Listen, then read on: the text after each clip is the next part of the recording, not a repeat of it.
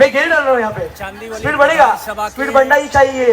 जैसे नसीम भाई के काम का स्पीड है इस प्रभाग में, इस विभाग में, ऐसे हर एक का स्पीड बढ़ना चाहिए। बच्चे बूढ़े जवान हर एक के लिए नाम एक ही दिल में चाहिए, एक ही जुबान पे चाहिए, नसीम खान साहब। Thank you so much. विधानसभा की महिला कांग्रेस की ओर से ये आयोजित कार्यक्रम चल रहा है। इस वक्त इस कार्यक्रम में आप मैं रिक्वेस्ट करना चाहूंगा नसीम खान साहब को कि सर यहाँ पे जितने भी हमारी माता बहनें हैं उनको आप यहाँ पे संबोधित करें, उनको शुभेच्छा दें, उनको यहाँ पे नवाज। दूसरे दिन का कार्यक्रम चल रहा है, ऐसे कार्यक्रम बहुत चलाए जा रहे हैं। मी ब्लॉक क्रमांक 149 सर्व पदाधिकाऱ्यांना विनंती करतो, मी भाऊ शेट्यांना कि यहाँ पर पूर्व मंत्री मोहम्मद आरिफ नसीम खान साहब खुद मौजूद है और इसके लाइव के माध्यम से मैं आपको बता रहा हूँ। आप इस वक्त देख सकते हैं कि पूर्व मंत्री मोहम्मद आरिफ नसीम खान साहब यहाँ इस कार्यक्रम में मौजूद हैं। हमारे मुंबई कांग्रेस के उपाध्यक्ष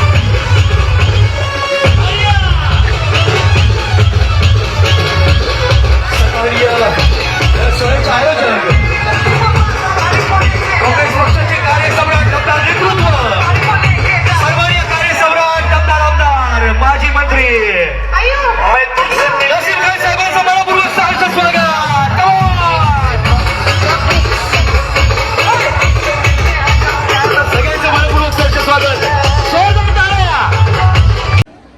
तुम्ही बसून घ्या सगळं। आजच्या या कार्यक्रमाचे आयोजक महिला काँग्रेसचे सर्व आमचे सहकारी भगिनी आणि या कार्यक्रमामध्ये उपस्थित ब्लॉक काँग्रेस कमिटीचे अध्यक्ष श्री नितीन पवार, काँग्रेस पक्षाचे आणि या विभागाची ज्यांनी सतत कोविड पासून मनापासून आपण सर्वांची सेवा करण्याचं काम केलं आहे आणि आता सतत करत आहे असे भाऊ शेट्टी, मुंबई काँग्रेसचे आमचे सर्व नेते प्रभाकर जावकर, शरीफ खान, गणेश चव्हाण, मोहम्मद गौस, महिला काँग्रेसचे आमच्या तालुका अध्यक्षा श्रीमती राधिकाताई पवार,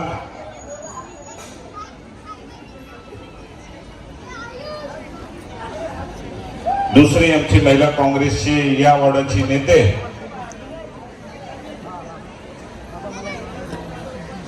मीनाक्षीताई शेट्टी, राजश्री शेट्टी, काळूबाई काळे, मीना कांबळे, आराधना मिश्रा, रंजना पांडे,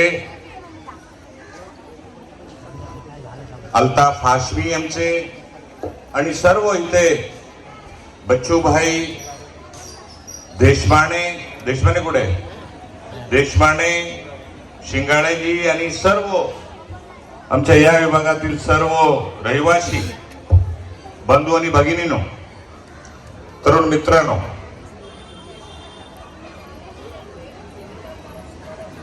गेल्या 2 दिवसापासून संपूर्ण चांदिवली मतदारसंघातील प्रत्येक विभागामध्ये आमच्या महिला काँग्रेसच्या वतीने हल्दी कुंकू समारंभ तसेच सन्मान स्त्री शक्तीचा पैठणी चांदिवलीची अशा प्रकारचा कार्यक्रम इथे राबवण्याची सुरुवात झालेली आहे। आज हा दुसरा कार्यक्रम आहे। काल चांदिवलीमध्ये एक मोठा कार्यक्रम संघर्षनगर मध्ये तिथे पार पडला। तिथे सुद्धा असं हजारोची संख्यामध्ये आमच्या महिला भगिनींनी तिथे उपस्थित होते आणि आमच्या या कार्यक्रमामध्ये मूल ज्यांचं योगदान आहे सचिन सिरदर, कुठे आहेत सचिन सिरदरनी एक चांगल्या प्रकारचा वेगवेगळा कार्यक्रम आपल्यासाठी इथे आणून आपण सर्वांचा मनोरंजन करण्याचं काम सचिन तुम्ही केलं। मी काँग्रेस पक्षातर्फे माझ्यातर्फे तुम्हाला खूप खूप शुभेच्छा देतो आणि तुम्हाला खूप खूप धन्यवाद देतो। हल्दी कुंकूचा कार्यक्रम आपल्या राज्यामध्ये अनेक प्रकारचे सण असतात.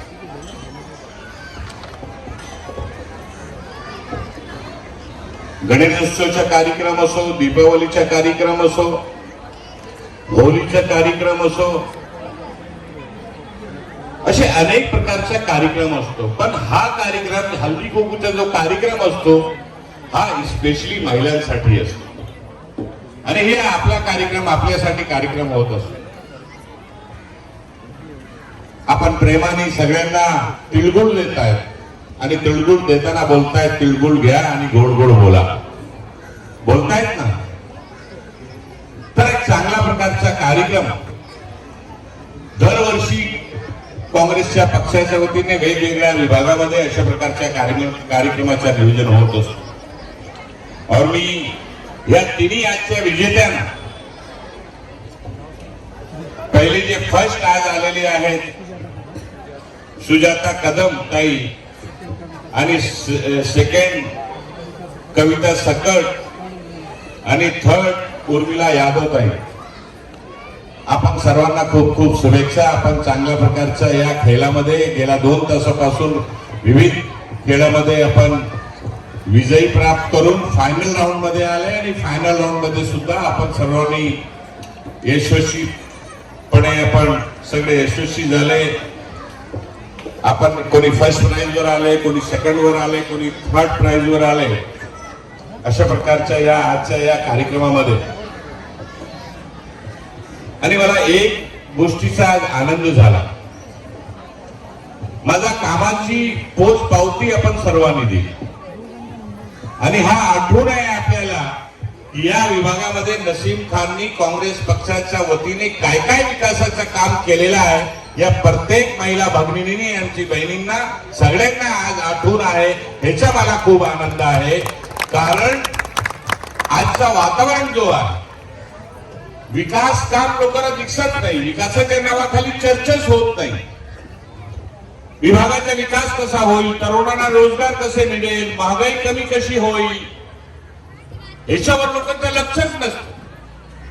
मला आठवण आहे कोविड 2019, 20 आणि 21 मध्ये जेव्हा कोविडचा काळ होता आपल्याला या विभागामध्ये आठवण होता आपल्या सेवासाठी कोण पुढे आला तर आमच्या काँग्रेस पक्षाचे भाऊ शेट्टी आपली संपूर्ण टीम घेऊन रात्र दिवस तुमची सेवा करण्यासाठी पुढे होते. त्यांनी हे बघितलं नाही, आमच्या लोकांनी हा बघितला नाही की आमच्या जीवाला धोका आहे, लोकांमध्ये कसं जाऊ, अस्पतालामध्ये कसं जाऊ, लोकांना धान्याची त्रास आहे ती कशी आपण लांबून करू.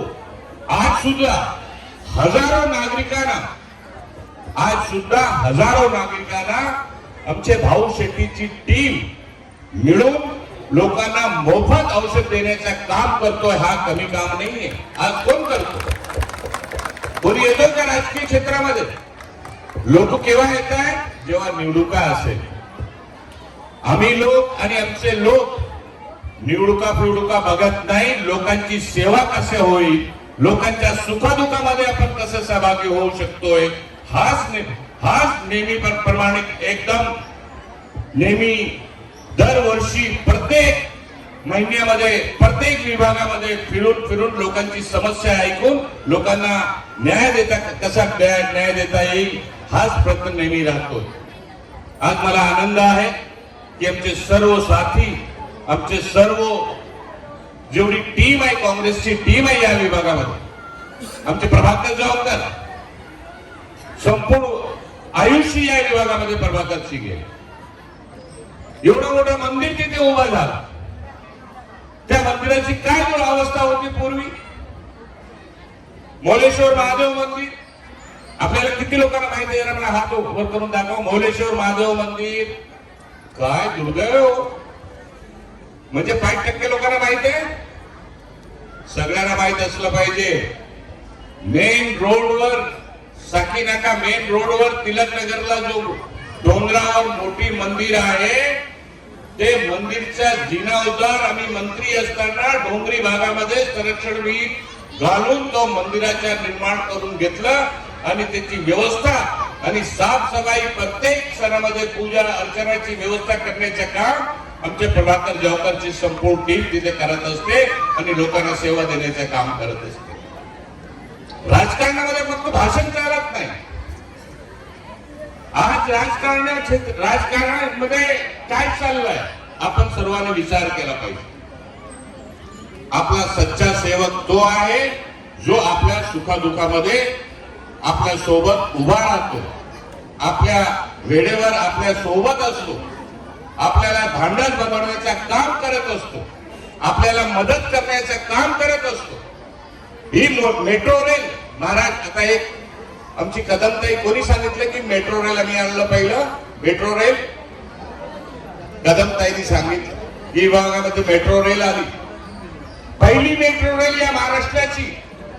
मी पालकमंत्री असताना त्यावेळेचे मुख्यमंत्री विलासराव देशमुख साहेबांना सांगून की पहिली मेट्रो रेल मुंबईमध्ये महाराष्ट्राची पहिली मेट्रो रेल आपण जेव्हा बांधण्यासाठी काम सुरू करतोय तर ती पहिली मेट्रो रेल घाटकोपर ते वर्सोवापर्यंत आमच्या एरियामध्ये झाली पाहिजे आणि त्या मेट्रो रेल आणण्यामध्ये आपण यशस्वी झालो. आज घाटकोपर ते वर्सोवा अंधेरी जाण्यासाठी 15 ते 20 मिनिटं लागतं.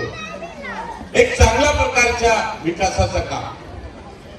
कोटी अब्ज रुपये लावून किती यंत्रणा होता, दुकाने होते, घर होते. आताच मला आठवण आहे की 4 वर्षापूर्वी मी आमदार नसताना सुद्धा या पाईपलाईन मध्ये डेमोलिशनच्या नोटीस आल्या होत्या सगळ्यांना. साकी नाकापासून असल्पापर्यंत दोन्ही बाजू सगळ्यांची दुकान आणि घर तोडण्याची महानगरपालिकांनी पाईपलाईनचा आजूबाजूमध्ये 15-15 मीटर दोन्ही बाजूला घर आणि दुकान तोडण्याच्या नोटीस दिलं होतं. कोणी नगरसेवक आला नाही, त्यावेळी कुठलाही आमदार आला नाही.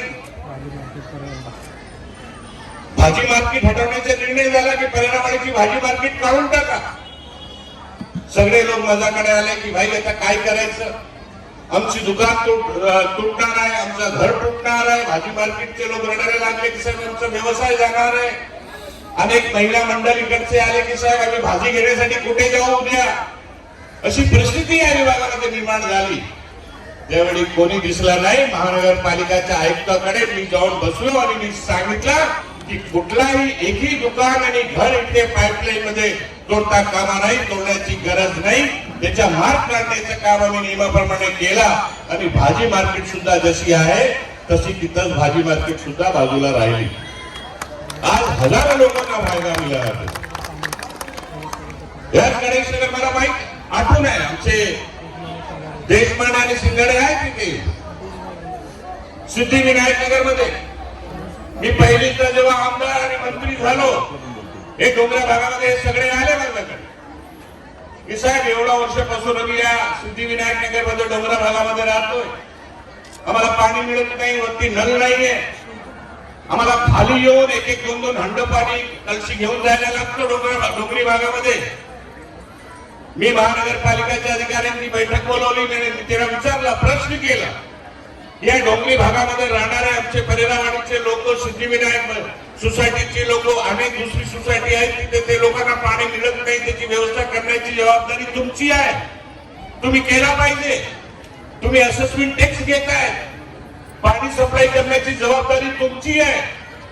त्याला सांगितले. मग ते एक्सक्यूज द्यायला लागले, कारण दाखवायला लागले की साहेब डोंगरी भागामध्ये प्रेशर जात नाही, पाणी जात नाही तिथे. मी त्यांना प्रश्न विचारला की 15-15 माळ्याच्या बिल्डिंगमध्ये राहणाऱ्या लोकांना पाणी कशा तुम्ही पोहोचवता, या 15 मजल्यामध्ये राहणाऱ्या लोकांना पाणी कसा मिळतं घरामध्ये. ते मला उत्तर दिले की साहेब आम्ही खाली टाकी बांधतोय, वरती टाकी बांधतोय, पंप लावतोय आणि पंपाद्वारा पाणी सप्लाय करतोय. मी महानगरपालिकेच्या अधिकाऱ्यांना सांगितलं, मूर्खांनो, जर तुम्ही बिल्डिंग मध्ये पैसेवाल्यांना पाणी सप्लाय करू शकत असाल तर जाल्यामध्ये राहणाऱ्या गोरगरिबांना तीच व्यवस्था करा आणि ते व्यवस्थाच्या माध्यमातून सगळ्यांना पाणी सप्लाय करा आणि तो पंपाद्वारा सगळ्यांना पाणी सप्लाय करण्याची योजना, पहिली योजना आपण या विभागासाठी परिणामवाडीमध्ये आणि या डोंगरी विभागामध्ये राहणारे जे लोक आहेत सिद्धिविनायक नगर सर्वांना देण्यामध्ये आपण यशस्वी झालो. आज सुद्धा पाणी येतोय की नाही? तर अनेक काम, मंदिराचा विषय होता, शौचालयाचा विषय होता, रिटर्निंग वॉलचा विषय होता आणि हा मैदानाचं सुशोभीकरणाचं काम होता, सौंदर्यीकरणाचं काम होता, ते आपण करून घेतलं. आणि त्याच्याशिवाय या प्रकरणामध्ये छत्रपती शिवाजी महाराजांचा पुतळा बसवण्याचा प्रस्ताव महानगरपालिकामध्ये मी देऊन ठेवलेला आहे आणि येणाऱ्या काळामध्ये लवकरात लवकर या विभागामध्ये, या प्रकरणामध्ये छत्रपती शिवरायांचा पुतळा बसवण्याचं काम आपण करू. कारण छत्रपती शिवराय या राज्याचे आराध्य आहे. छत्रपती शिवरायाने प्रत्येक या राज्यामध्ये राहणाऱ्या प्रत्येक जाती जमाती समाजाला न्याय देण्याचं काम केलेलं आहे. हा राजगठित करण्याचं काम केलेलं आहे आणि त्यांचा पुतळा इथे होणं गरजेचं आहे, आमच्या सर्वांची भावना आहे. आणि तशा प्रकारचा प्रस्ताव मी गेल्या 4 वर्षापासून दिलेला आहे. काही राजकारणी लोक ते थांबवण्याचा प्रयत्न करतायत की ठीक आहे, मी अनेक भाषणामध्ये सांगितलं आहे की मला श्रेय नको, ज्याला श्रेय घ्यायचं असेल तुम्ही घ्या, तुम्ही तुमचा फलक लावा, बॅनर लावा, होर्डिंग लावा, पण छत्रपती शिवरायांचा पुतळा इथे झाला पाहिजे अशा प्रकारची भूमिका आम्ही स्वीकारलेली आहे. येणाऱ्या काळामध्ये तो सुद्धा करण्यामध्ये आम्ही निश्चितपणे यशस्वी होऊ. मी एवढंच बोलतो, जास्त वेळ घेऊ इच्छित नाही. आपण सर्वांनी नेहमी नसीम खानला आपला आशीर्वाद दिलेला. येणाऱ्या काळामध्ये सुद्धा तुमची आम्हाला ताकद पाहिजे, तुमची आम्हाला आशीर्वाद पाहिजे. आमची महानगरपालिकेच्या निवडणुका असो, विधानसभाच्या निवडणुका असो, आता खूप झाल्या भावनेच्या आधारावर मतदान करायचं. आपण मातीची मटकी घेतो ना, मटकी काय म्हणतात त्याला, मटकीच म्हणतात ना मराठीमध्ये, मटका. मातीची मटका आपण घ्यायला जेव्हा जातोय 10 वेळी असा ठोकून आपण चेक करतोय की लिकेज तरी नाहीये, क्रेक तरी नाहीये, पाणी गळणार तो नाहीये. आपण विचार करतो की नाही करतोय?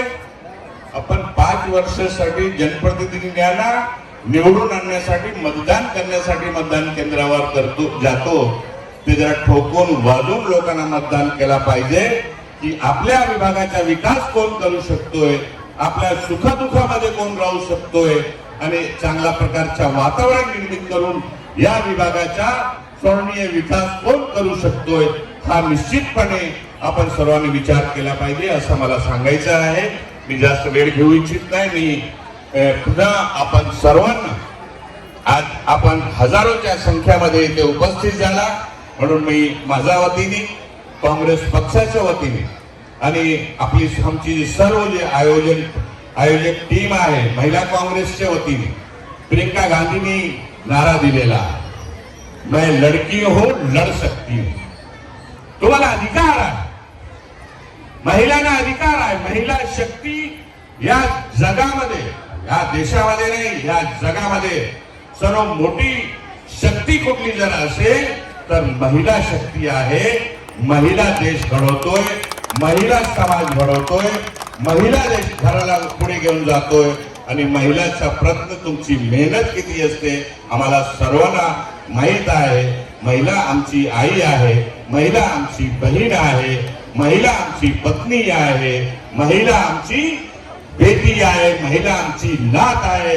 आणि या महिला वर्गाने, या महिलांनी या जगामध्ये, या जगाला पुढे घेऊन जाण्याचं काम केलेलं आहे. म्हणून महिला शक्ती आहे. म्हणून प्रियंका गांधींनी सांगितलेलं आहे की मैं लड़की हूं, लड़ सकती हूं, न्याय के लिए लड़ सकती हूं. हा आपण सर्वांसाठी खूप खूप शुभेच्छा.